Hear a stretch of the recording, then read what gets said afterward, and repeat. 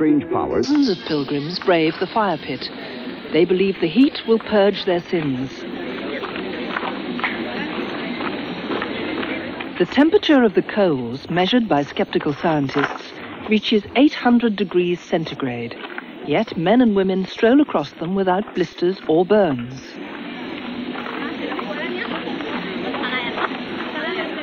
The Kataragama Firewalk is one of many that take place throughout the world. Each May at Langadas in Greece, the villagers celebrate the festival of St. Constantine and St. Catherine with a night of firewalking.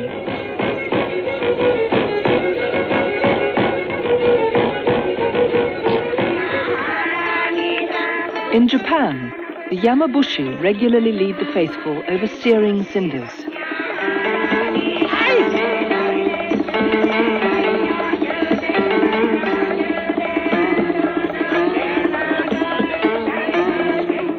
At San Pedro Manrique, Spain, there's a firewalk on St. John's Eve. In the South Pacific, islanders amble regularly over roasting rocks.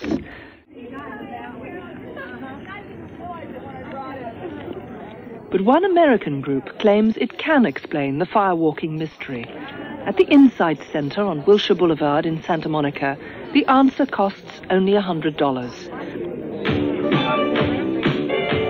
The Firewalk is the climax of a seminar designed to boost people's confidence and help them conquer their fears.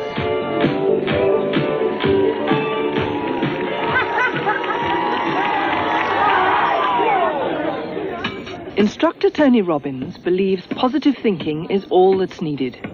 I've taken 3,500 people across the coals in the last 8 months alone, everything from a 7-year-old boy to a 78-year-old man. In that time, I've also seen people who had burned, and they all had equal thickness of skin. They all had equal supposed perspiration. The difference was when that person's thinking was. How are they thinking and what were their belief systems? So this process teaches them how to align their beliefs to get whatever they want out of their life. And the Firewalk is just a symbol, a practical example of what they can do. The students spend 4 hours psyching themselves up to face the fire. One technique is to shout "cool moss" to convince themselves their feet won't burn. 1, 2, 3.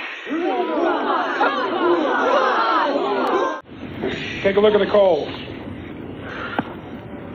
Aren't they pretty? Look at the coals right now, and as you look at them, make your fist, breathing like you would. What will you say? That's right. I can do it. That's right. You can. Come forward. Come forward. It's your own pace. All right. Cool moss, cool moss, cool moss, cool moss, cool moss, cool moss, cool moss, cool moss, cool moss. Right.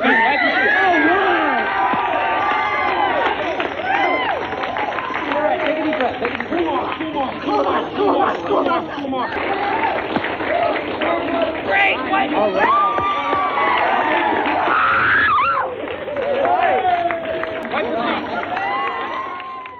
More to firewalking than positive thinking. There is a lot of claptrap and mumbo-jumbo associated with this phenomenon. I have looked into this very carefully, and as of now, I am quite convinced that the whole phenomenon is explicable in terms of quite elementary physics and physiology. Well, of course, we're not the first to do this kind of experiment. Many other doctors and scientists have tried this and come up with a rather wide range of clues to the firewalking mystery. Harry Price was one of the first. In 1935, he organized this firewalk at Carshalton in Surrey.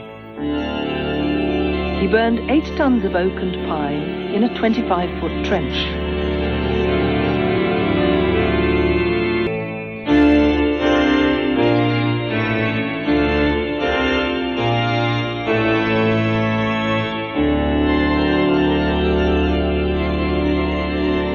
Kashmiri Kuda Bux was the subject of the experiment.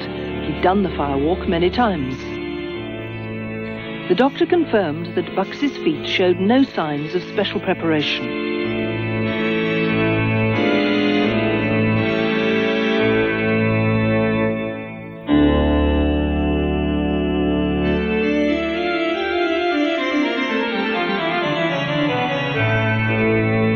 An amateur quickly came to grief, but Kudabak survived both walks unsinged.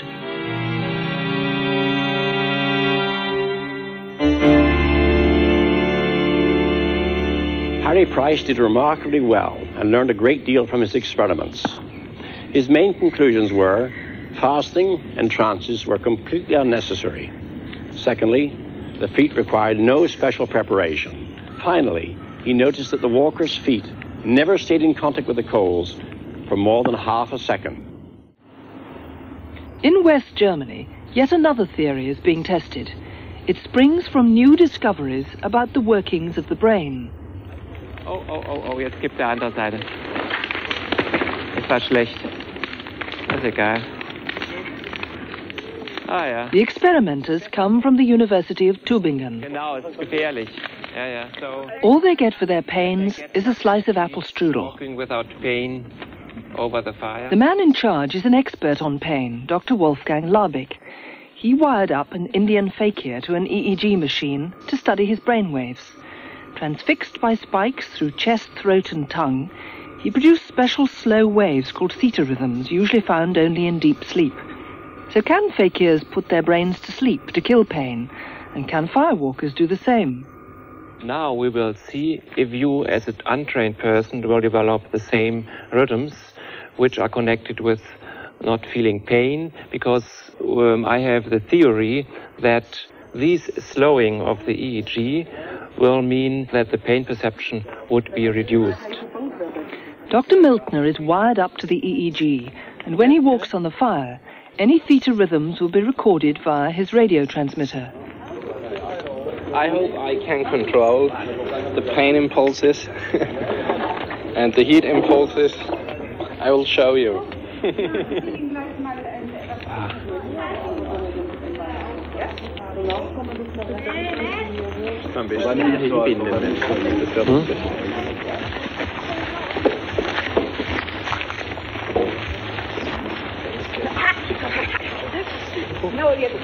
Raus, gehen.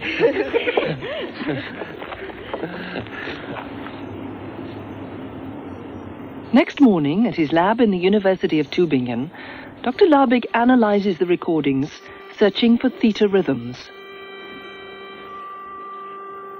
Let us see if we can find some theta rhythm. Here is a developing theta rhythm. It's mixed up with alpha, but it's a beginning theta activity. So what we have learned from our experiment last day are even untrained person can develop theta rhythm so that they can switch off their pain perception in firewalking. In Colombo, the fire is ready at last.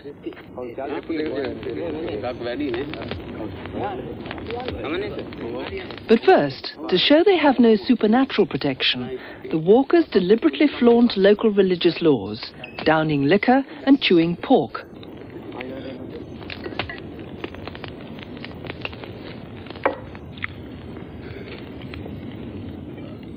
Instead, they have learned to put their faith in science.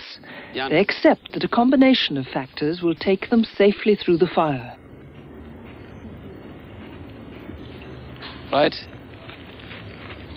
Speed across the coals, the rough skin on the soles of their feet, sweat, and the mysterious theta rhythms that seem to banish pain. Okay. Even the professor practices what he preaches.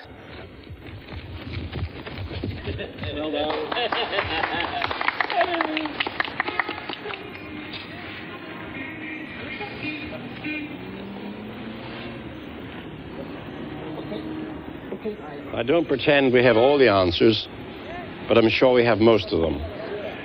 There's nothing supernatural involved in firewalking.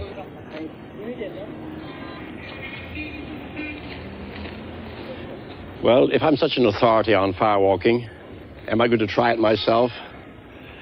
In the immortal words of Eliza Doolittle, not likely.